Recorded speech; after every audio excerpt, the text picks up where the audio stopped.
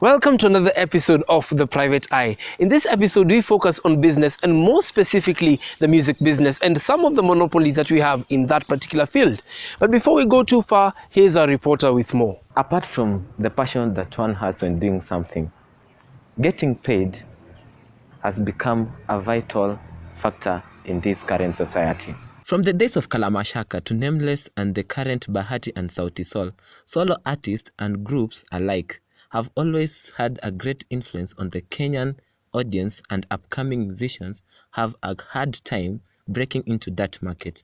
I caught up with several university students, and this is how they reacted to that matter. Music is just one genre that pays you, but it won't pay your bills. But you need to pick up very different stuff to do. Like now they were saying ads, voiceovers. You need to diversify your own work, because now the flow of money needs to be diversified, because music doesn't entirely pay the bills as it is right now. Kenyan music business, first of all, is growing quite well. But then we find that we do have a few musicians amongst us who had the privilege to develop, had the privilege to grow quite earlier than others. And I tend to think that they are a bit selfish with the market that they have, in such a way that they seem to try as much as possible to keep others out so that they can maximize on the profits that they get. I met with a music scholar and an artist as they got to share their 2 cents on this issue. For campus students in Kenya, one of the hardest things that they have to face when trying to break into the music industry is connections, because the people who are dominating the industry at the moment are remarkably older than them. Well, not too much, but let's say 6 years. In the music industry, 6 years is a lot. The hardest thing for them would be making connections, and connections that lead not only to making a new track, but also getting gigs, and not gigs for a one time, but a steady source of gigs, so that they can have a steady income and build a very steady relationship. And as an artist, for those who are smart enough, yes, there's cash. For example, there's corporates who endorse, maybe they want you to endorse them in something, or maybe to create music as an advert, as soundtrack. Vituka hizo tu yani. There's a lot of cash for those who are smart enough. I think the biggest error artists do is kukimbilia fame, and then wanasahau there's supposed to be a hustle inside kwa hiyo muziki. The question remains, will the upcoming musicians ever get a way around those monopolies?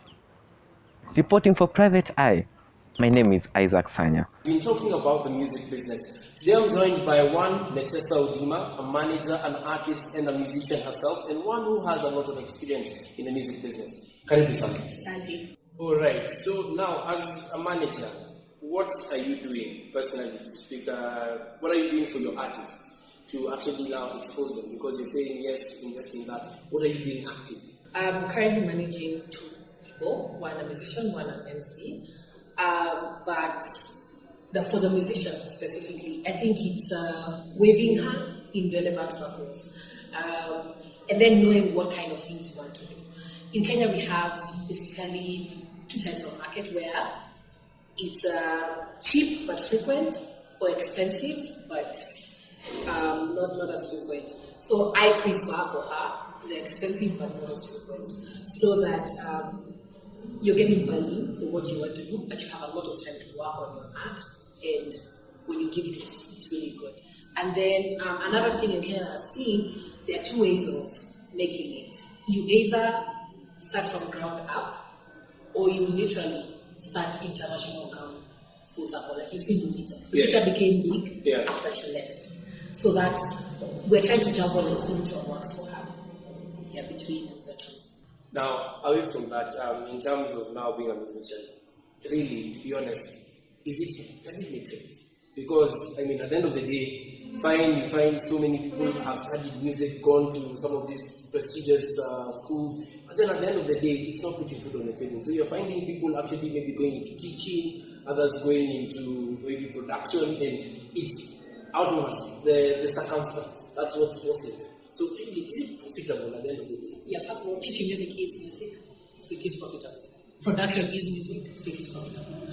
I got a job when I was in first year because all of you were told not to study music, so I studied music. So I get all your money. Music has so much money, monopolies or not. That's the funny thing. We have so many people sustained by their parents because they have to do a 6-year degree in whatever architecture, whatever you want to do. By first year, I was sustaining myself.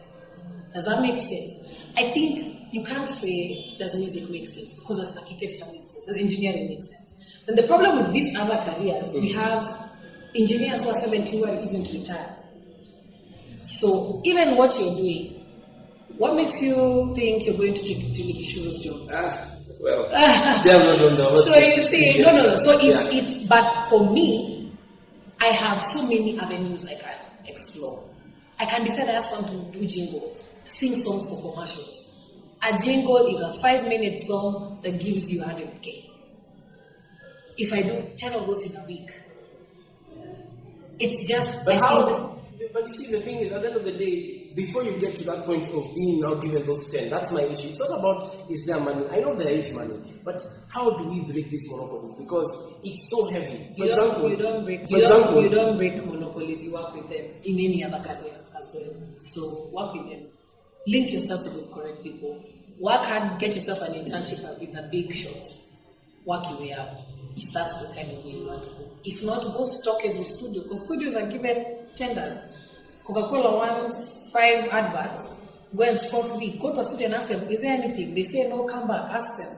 It's the same hustle as any other career. we have reports being done. For example, there's one done by the World Intellectual Property Organization that translates 85.21 billion Kenyan shillings being lost yearly from intellectual property. And I know a big part of this goes to music. Now, as a manager, I want now, what can you tell me? Because how can I, as a student, because you see not many people are thinking like you. There are so many people out there, they're very naive, they're very fresh, talented, but then they don't realize, and now they'll come to people like you, managers. What are you doing to safeguard that?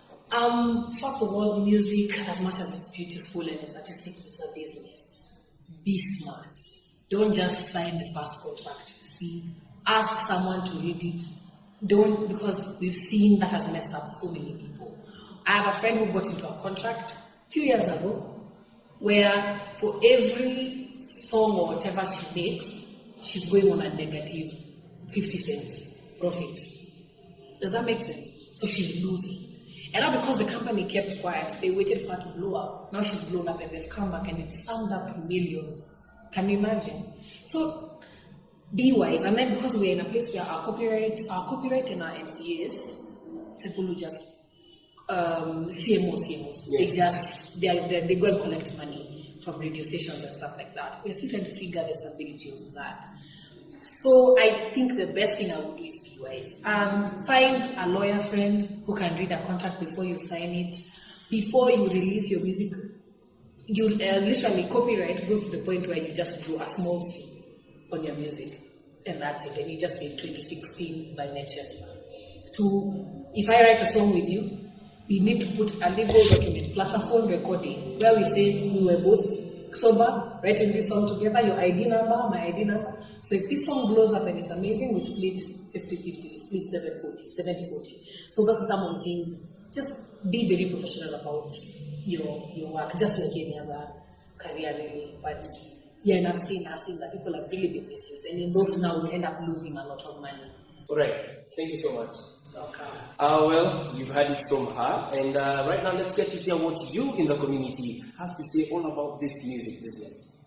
Hello. This is Collins here with you today, and we're going to be talking about music industry as a business. And with us today here is Abraham Rogato, who's going to give us his opinion if we're going to make it as students in Daystar. So what you could think, man? What's good, fam? Music industry. I think if you got content, you make it regardless of who you are. But mediocre things just don't sell these days. Well, they actually do, but I think they shouldn't sell. So let's just keep it real, man. All right. Thank you very much, sir. And with us again is Mr. University Kenya 2016-2015. What's up, bro? What's up, man? What do you think about the music industry and the university students? I think we should go gospel, man. We should Go go gospel. Christian, yeah. Because the way I see it, music is like the windows to the soul, man. Window to the soul. And what we hear nowadays on mainstream hip hop or mainstream music right now is just it's a lot of crap. A lot of that. Yeah, I think we should just focus on things that can build us. Yeah, not just gibberish. Panda. Yeah. Thank you very much. Thank you very much, Mr. University Kenya. And now with us, ladies and gentlemen, DCF chair, the one and the only Mr. Maurice Mutunga. So, sir, what do you think? Personally, I'm a music major, and I think one of the problems is society has not yet understood the role or how important artists of all kind, not just musicians, are. And I think for musicians to make it in the Kenyan music industry as it is right now, one, they need to just be taught more than just the music, because most musicians are just focusing on their art and they're not focusing on the business, because there's the music industry, and as for me, there's the music ministry. Those are two different things. Thank you very much, sir. And that is the end of it all.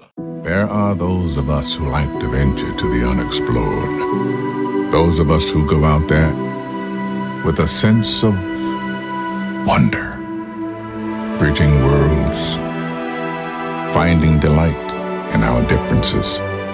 If you are one of us and you want to explore more of this great planet, we're ready to take you there. Widen your world. Turkish Airlines. John Oates once said, swimming upstream in the music business is one of the hardest things to do. Well, that's all we had for you today in this episode of The Private Eye. Do remember to like, share, and subscribe, and see you in the next episode of The Private Eye. I've been your host, Kimani Shege.